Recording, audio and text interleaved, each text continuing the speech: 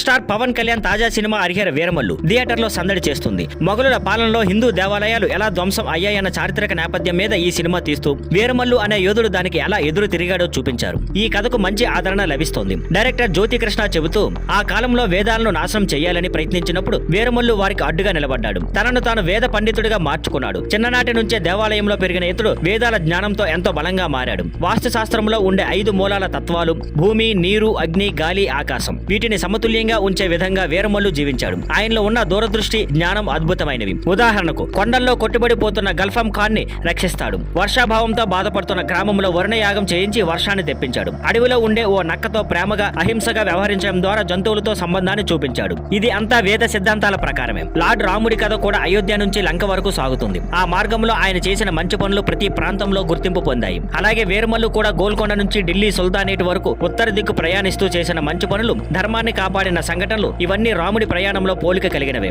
చివరగా వీరమల్లు ఔరంగజేబుని కలిసే సమయంలో ఓ విపత్తు జరుగుతుంది. ప్రకృతి స్వరూపంలో తుఫానులా ఉద్రిక్త పెరుగుతుంది. సినిమా క్లైమాక్స్ కూడా అద్భుతంగా ఉంటుంది. ఆ కథ ఇప్పుడే పూర్తవదు అనే విధంగా మిగిలిపోతుంది. ఇక సినిమాకు మరింత విజువల్ అబ్బురం కలిగించేందుకు విఎఫ్ఎక్స్ అప్గ్రేడ్ కూడా చేశారు. అన్ని ప్రాంతాల్లో బుకింగ్స్ బలంగా ఉండటంతో వీకెండ్ లో సినిమా మంచి కలెక్షన్లు సాధించే అవకాశం ఉంది. Thank you for watching. Please like, share and subscribe.